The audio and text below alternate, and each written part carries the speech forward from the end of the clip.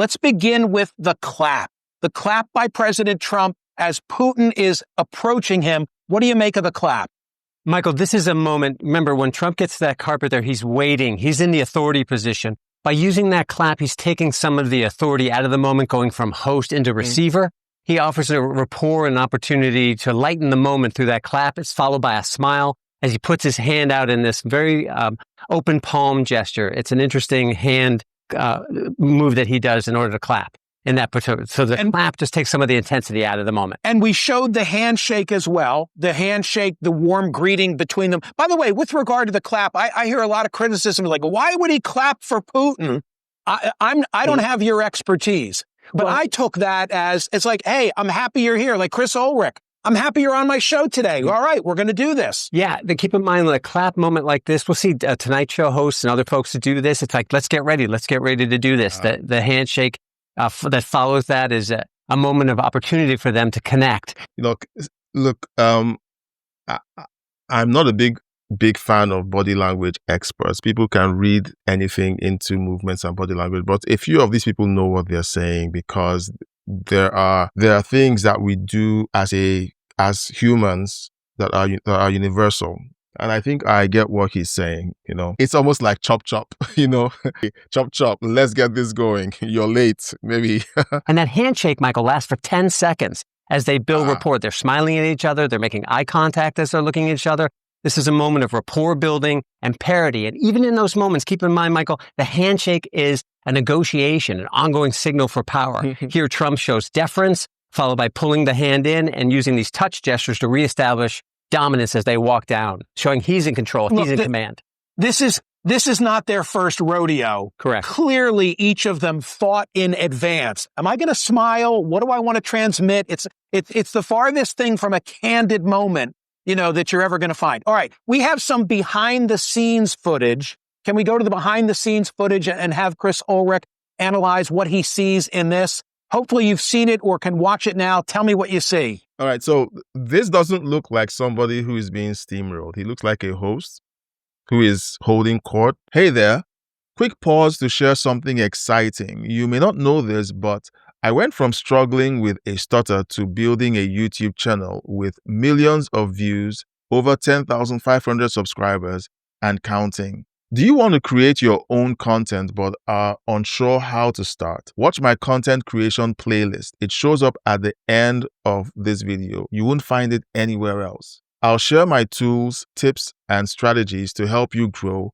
with lessons from beginner to advanced. Also, subscribe, like, and share to show your support for the channel. Now, back to the video with his guests. He's having a conversation, but it doesn't look like he's not in control. Let me know if you agree in the chat or in the comment section. I'm looking at it now, Michael. It is Trump in the middle here. It's an ongoing conversation. Now, you got to frame yourself to fame yourself, we always see. There's Trump in the middle, kind of holding court. He's talking to the president. He's talking to the advisor. And him being in the middle, it's cordial. It's kind. They're open. They're not in each other's faces. Even the handshake moment is like a follow-up moment. They also know probably the cameras are on them. And you're right, that initial handshake is a climax moment of that engagement. Like it's staged, and here it's a little more behind the scenes. But even here, Trump does his effort here where he'll pat the other person's hand. It's a dominance gesture. It's like he's in control, he's in command. That is the narrative that they're looking for in this ongoing this. Yeah, so we get the idea. Clearly, the body language expert says he's in control. A few people in the chat, at least one person who I read their chat, said that yes, Trump was steamrolled. It was definitely obvious he was steamrolled. And sometimes I wonder if people just want to they want to push some narrative that fits their ideology. You're looking at two world leaders trying to broker a peace deal. Like I said, this isn't the United States trying to tell the Congo to behave themselves. They are not trying to tell India and Pakistan to sit down and go to their rooms or get up or go to their rooms and stop fighting. This isn't that situation. To understand this dynamic, you need to understand the players in the game. And this was just Trump trying to ease Putin back to the negotiating table. They've been talking. Trump was sounding very impatient last week. And then this happens. It shows that there's some movement towards peace. Personally, I think it's a good idea for these conversations to happen. Because like I said, we're too far away from the conflict.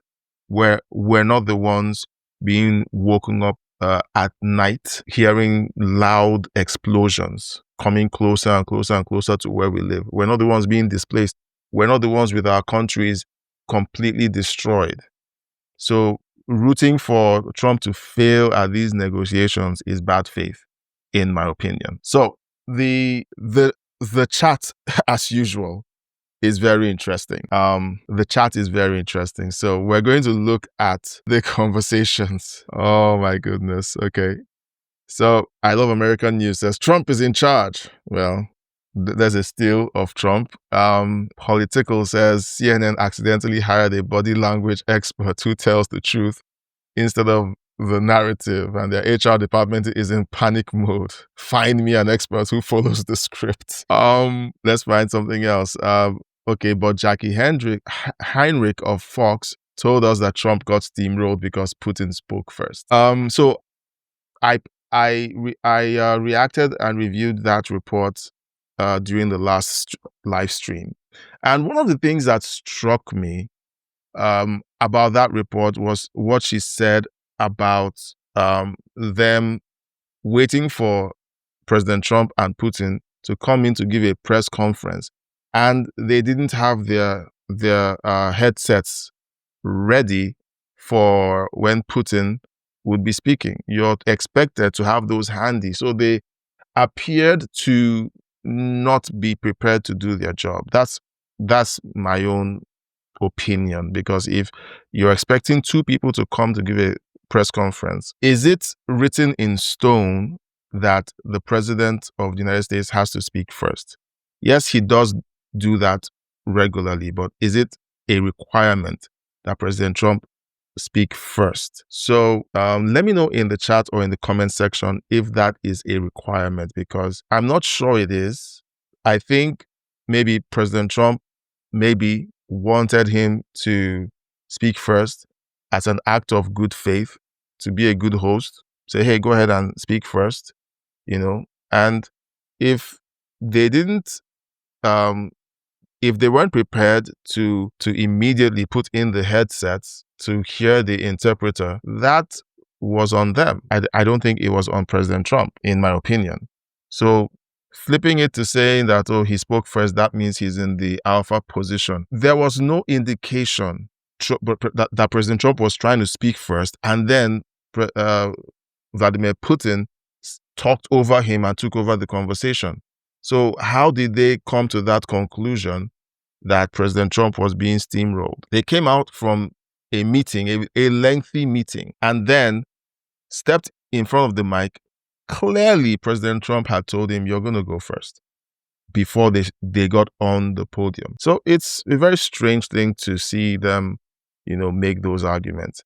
No body language expert is needed. Even a kid in grade school could look at the video and tell you what's going on. The big guy looks and acts like he's the boss. That's from Spicy Patriots. Now, White House X-Ray, we got a comment from them last time, and we're going to see what they say. I haven't read this, so I'm going to see what they say and see if they are being fair, because last time I called them out about them not doing the same thing with when their people were in office.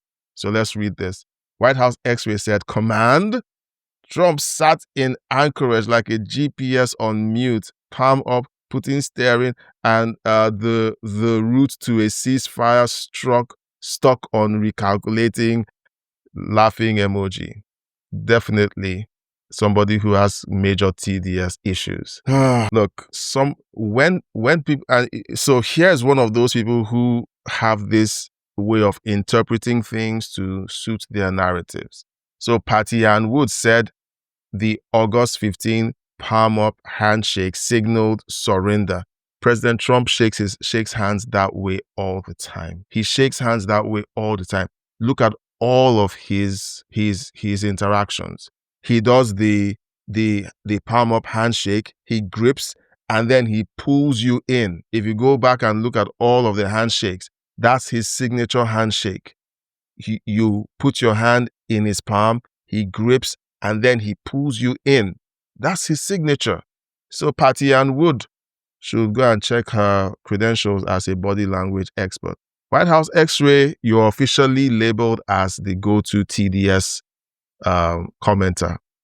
Because every time I see you, I'm going to know it's a TDS, reaction. All right. Doge AI. Is that an AI? Nah, okay, let's just read it. President Trump's Alaska summit with Putin wasn't about theatrics. It was about leveraging U.S. strength to force real negotiations. Yep, I think so. You bring them to home court, okay, show of strength. And then, Alaska is as middle ground as you can get between Russia, between Moscow and Washington. So they had to meet, okay? Remember, you're not dealing with India and Pakistan here. Okay. Okay, I'm not reading that. All right. Anchor Pandev says, if body language alone defines being in command, he's asking Grok, does it matter how actual policy decisions affect global security? Can gestures outweigh real-world consequences of appeasing authoritarian leaders or undermining allies? Who truly benefits from performative displays of this guy is another TDS individual. I don't want to read because I'm sure that he will definitely get ratioed in the comment section. All right, that's it for the comments. Why didn't they analyze Biden's movements? Oh, that's another question. Yeah. Why didn't they analyze Biden's movements? Why didn't, what's her name? Patty Ann Wood analyze the falling up the stairs? Okay. Ask her that question. It's interesting when you see this double standard play out in the mainstream, in mainstream media. It's double standards. They wouldn't do the same thing to Biden, but they would definitely bring out the microscope on every single thing that Trump does. He shakes with his palm up, and they dig up someone who says that that's a show of submission. That is or a show of surrender. That is just asinine.